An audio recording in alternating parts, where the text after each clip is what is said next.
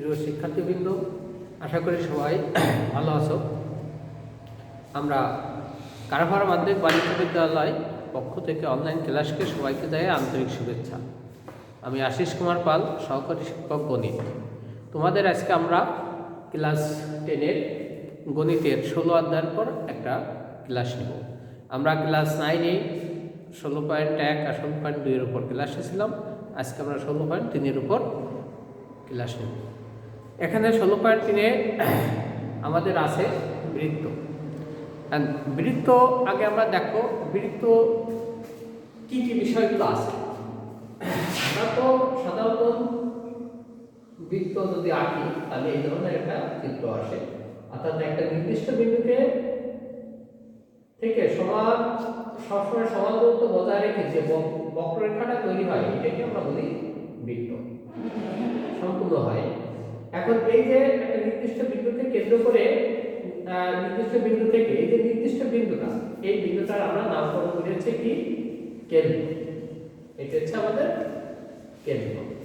এইটা হচ্ছে মনে করো আমরা বললাম। আর এই আমরা চাইনিজ যে একটা বক্ররেখা আমরা মিশিয়ে দিচ্ছি, এই যে বক্ররেখাটা এটাকে আমরা বলেছে পরিধি। আর বৃত্তের ভিতর কেন্দ্র থেকে পরিধি পর্যন্ত যে কোনো বিন্দু যোগ করতে যে রেখা হয়, এই রেখাটাকে বলি আমরা ব্যাসার্ধ। আমরা কি বলি? ব্যাসার্ধ। আর একটা বৃত্তের কোনো অঙ্কন করতে গেলে আমরা এই ব্যাসার্ধটা যদি জানতে পারি তাহলে আমরা বৃত্তের সব অঙ্কগুলো করা যায়। শুধু একটা জিনিস জানার দরকার হয়, বৃত্তের অঙ্ক করতে গেলে ব্যাসার্ধ জানা দরকার। এখন আমরা বৃত্তের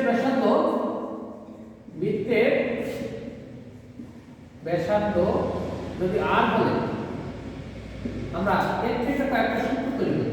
প্রথমে আমরা লিখবো বৃত্তের ব্যাস। আসলে ব্যাসটা কি? ব্যাস হবে 2r। আমরা জানি কেন্দ্রভেদ করে বৃত্তের এক প্রান্ত থেকে অপর প্রান্ত যে রেখা যায় সেটাকে বলি আমরা ব্যাস। কেন্দ্র দিয়ে যেতে হবে, তাই কেন্দ্র দিয়ে গেলে আমরা দেখো এখানে দুটো ব্যাসার্ধ হয়ে যায়, এটা আর এটা। সেজন্য আমরা বলি বৃত্তের ব্যাস হবে 2r। যদি আমরা বৃত্তের নির্দিষ্ট যদি একক সেন্টিমিটার হয় তাহলে হবে আমাদের সেন্টিমিটার, আর যদি মিটার হয় তাহলে হবে মিটার। এরকম তাহলে একক রাখলাম, দেখলাম না, একক হিসেবে রেখে দিলাম। এরপর আছে বৃত্তের পরিধি। বৃত্তের পরিধি হবে 2πr, এত একক। এই পাই জিনিসটা কি এটা আমাদের একটু জানতে হবে। এটা হচ্ছে এই চিহ্নটাকে বলি আমরা পাই, ঠিক আছে? এই পাইটা হচ্ছে বৃত্তের পরিধি এবং ব্যাসের অনুপাতকে আমরা কি বলি? পাই। পাই হচ্ছে বৃত্তের পরিধি ভাগ হচ্ছে ব্যাস, এটা হচ্ছে পাই, ঠিক আছে? এখন দেখো আমরা যদি বৃত্তের ব্যাসার্ধ r ধরি তাহলে আমাদের ব্যাস আছে পরিধি ভাগ ব্যাস। দেখো আমরা এখানে লিখছিলাম বৃত্তের ব্যাস হচ্ছে 2r, এখানে 2r বসাই দিলাম। দেখো এটা কোন একটা গুণ করে দিলে কি হয়? পরিধি সমান আসে 2πr। তাহলে এখান থেকে আমরা বলতে পারি বৃত্তের পরিধি হচ্ছে 2πr। আর এই বৃত্তের ভিতরে যত জায়গা আছে পুরো এই জায়গাটার ভিতরে আমরা ক্ষেত্রফল বের করতে পারি, যেটাকে আমরা বলি কি বৃত্তের ক্ষেত্রফল। বৃত্তের ক্ষেত্রফল, এই ক্ষেত্রফলের সূত্র হচ্ছে পাই আর স্কয়ার। এটা করলাম আমরা জানি যেখানে ক্ষেত্রফল হচ্ছে সেখানে বর্গ একক, ঠিক আছে?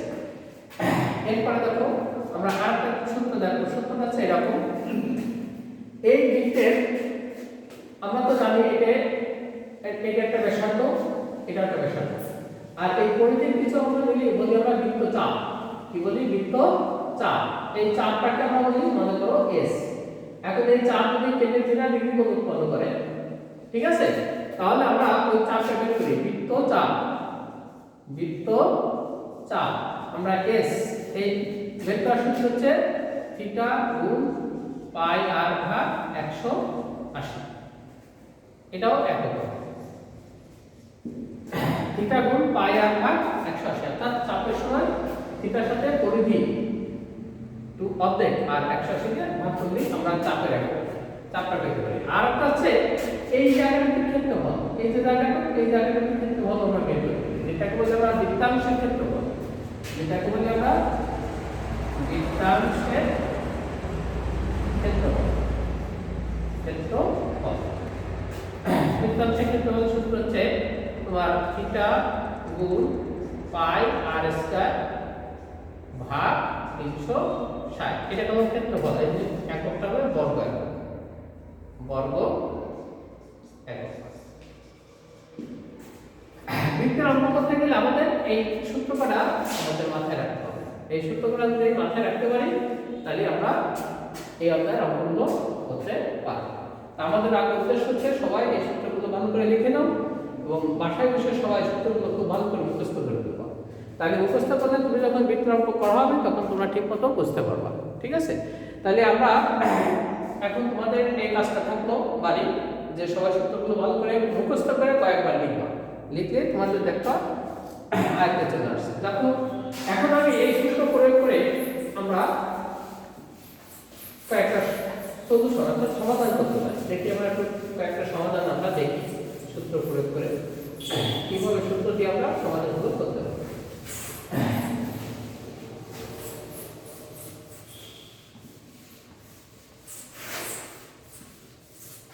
আমি একটা অঙ্ক লিখি, দেখো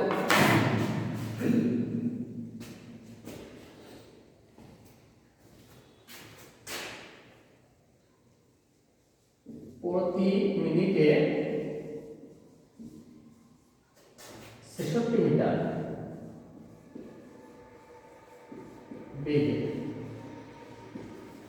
দেড় মিনিটে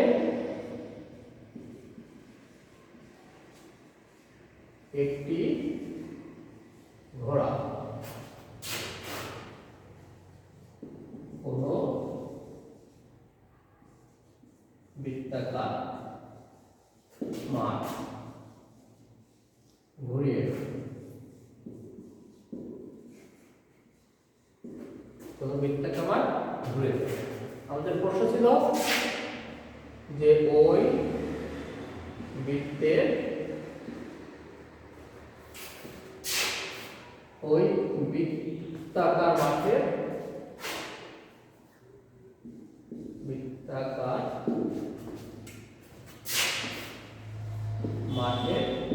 ব্যাস নির্ণয় করো।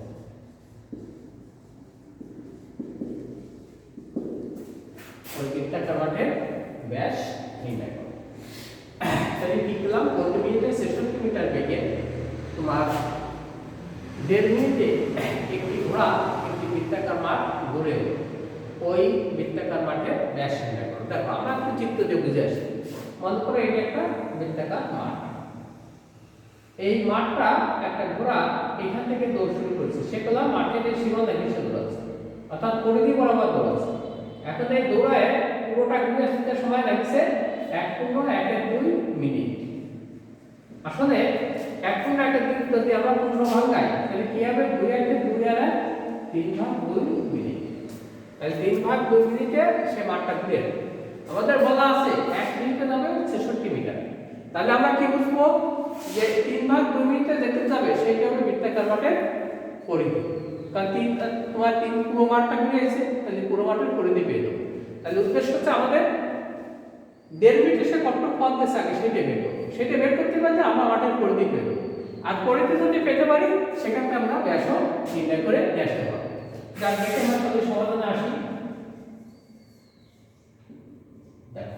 তাহলে আমরা লিখবো যে ঘোড়াটি 1 মিনিটে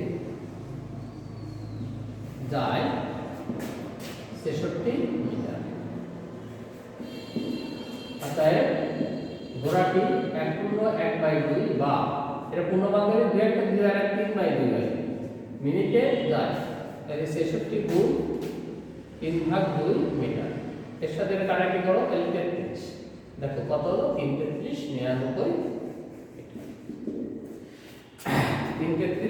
99 মিটার।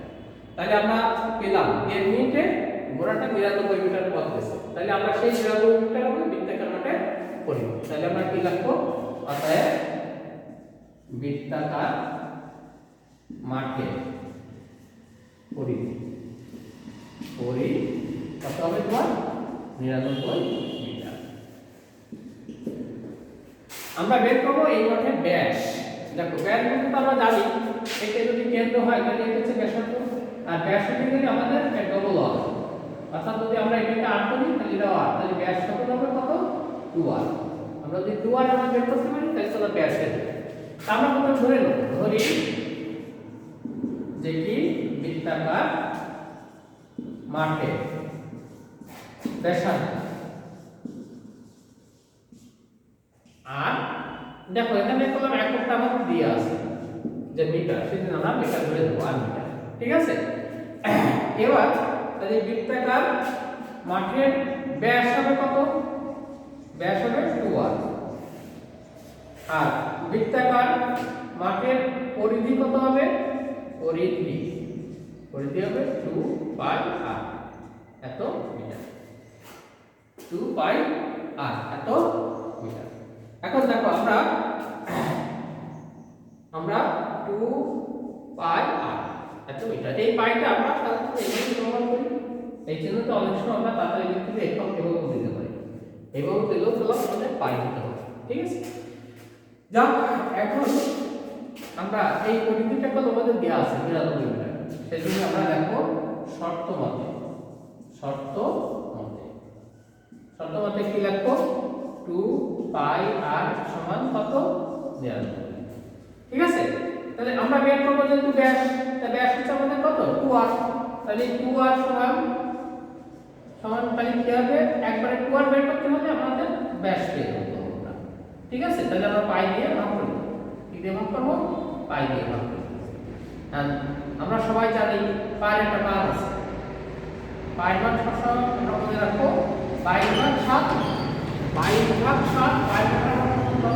22/7, অথবা আমরা দেখো 3.14/6, কারণ তো আমরা এটাকে বলবো 3.14/6, তাহলে আমাদের কত হবে? 3.14/6। এইটা হচ্ছে তোমার বৃত্তাকার মাঠের। এখন এইটা আমরা যদি ভাগ করে দিই তাহলে আমরা অ্যানসারটা পেয়ে যাব।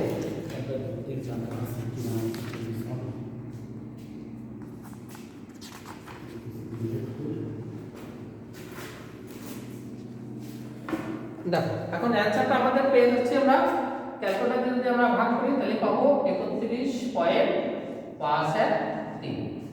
এরপর আরো অঙ্ক আছে, আমরা 3 অঙ্ক রাখছি, যার কারণে আমরা পিছনে লিখতে পারি অর্থাৎ ফিনিশিং যে আমরা লিখতে পারবো কি যে বৃত্তাকার মাঠের ব্যাস সমান 31.513 এত মিটার। এটা কোনো ক্যালকুলেটর ভাগ করবে, মাত্র অ্যানসারটা বসাই। যাক, আমরা দেখো পুরো অঙ্কটা করে ফেলছি, পুরো অঙ্কটা আমরা এখানে করে ফেললাম, ঠিক আছে। তাহলে এরপরে আমরা দেখতে পারি, আমরা দেখো আরো একটা অঙ্ক দেখতে পারি। এখানে দেখো বলা আছে, আমরা একটা অঙ্ক দেখি, একটি বৃত্তের ব্যাসার্ধ 14 সেন্টিমিটার এবং কেন্দ্রে উৎপন্ন কোণ 75 ডিগ্রি হলে বৃত্তাংশের ক্ষেত্রফল নির্ণয় করো। দেখো আমরা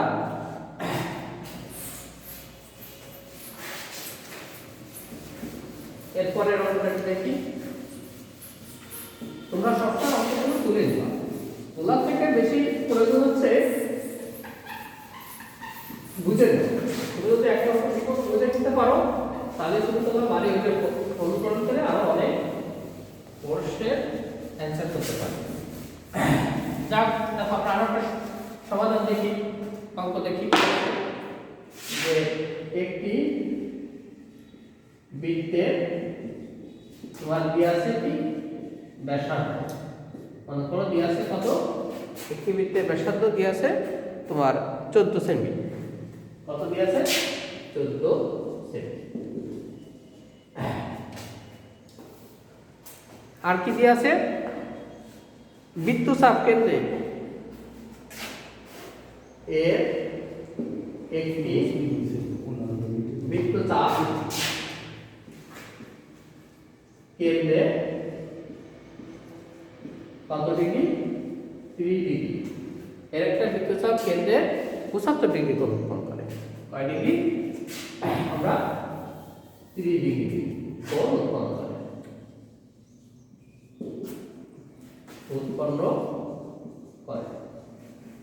তোমার কাছে কি ওই বৃত্তাংশের ক্ষেত্রফল দেবে, বৃত্তাংশের ক্ষেত্রফল দেবে।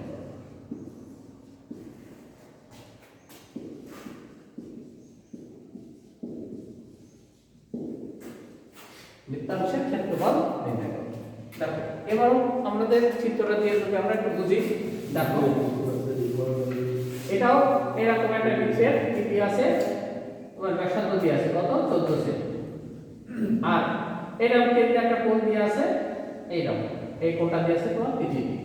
তোমারটা চাইছে এই জায়গাটাকে ক্ষেত্রফল দিতে। তা আমাদের যেহেতু ব্যাসার্ধ আর দিয়ে আছে আর কেন্দ্র কোনো কোণও দিয়ে আছে, এর জন্য দেখো আমরা একটা ক্ষেত্রফল বের করার সর্বলাস্ট যে সূত্রটা লিখলাম সেই সূত্র দিয়ে আমরা ক্ষেত্রফল বের করে নিয়ে আসতে পারবো। দেখো তো আমরা সমাধানটা কিভাবে করবো। প্রথমে লিখবা বৃত্তের ব্যাসার্ধ, বৃত্তের ব্যাসার্ধ আর সমান 14 সেমি, আর দিয়ে আছে কি চাপ দ্বারা কেন্দ্রে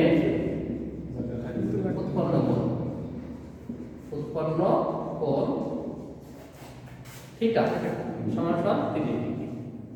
ঠিক আছে, তাহলে এইবার আমরা লিখব কি বৃত্তাংশের ক্ষেত্রফল। দেখো বৃত্তাংশের ক্ষেত্রফল, বৃত্তাংশের ক্ষেত্রফল বের করার যে সূত্রটা মনে আছে, সূত্রটা আমরা কি লিখলাম, থিটা গুণ পাই আর স্কয়ার ভাগ 360, থিটা গুণ পাই আর স্কয়ার ভাগ 360। তারপর এখানে থিটা মান আমরা পাইছি 30, আর এর মান পাইছি কত 3.1416, আর পাই মান আর এর মান হচ্ছে 14, কিন্তু এর 14 এর স্কয়ার হবে, আর নিচে হচ্ছে 360। এখন দেখো এটা যেহেতু ক্ষেত্রফল, এতো একক যখন তুমি লিখবা তখন অবশ্যই তোমাকে কি লিখতে হবে, বর্গ এককটা দিয়ে আছে, দেখো বর্গ সেন্টিমিটার, ঠিক আছে। তাহলে এখন দেখো আমরা কি করতে পারি, এই এরপরে যে কাজটুকু এই কাজটুকু করলাম আমাদের ক্যালকুলেটর করে দেবে। কিভাবে করে দেবে, তোমার প্রথমে আমরা এইটা বর্গ করব, 14 বর্গ করব, 14 বর্গ করলে আমাদের দেখো 30 গুণ 3.1416 গুণ এটা আসবে 196, 14 গুণ করে রাখতে কত হয়, 14 গুণ 14, তাহলে 100, তাহলে 40 তারিখ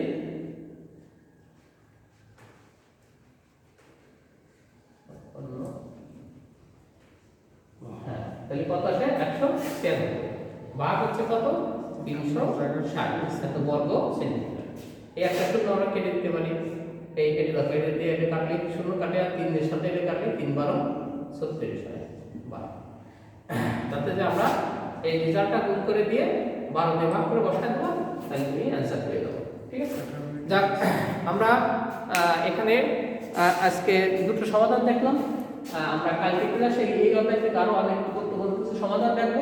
তা তোমাদের কাজ হচ্ছে আজকে বাড়ির সূত্রগুলো ভালো করে মুখস্থ করা, এই সূত্রগুলো ভালোভাবে দেখো। সবাইকে ধন্যবাদ, এই বলে আমার ক্লাস এখানে আজকে আমি শেষ করছি।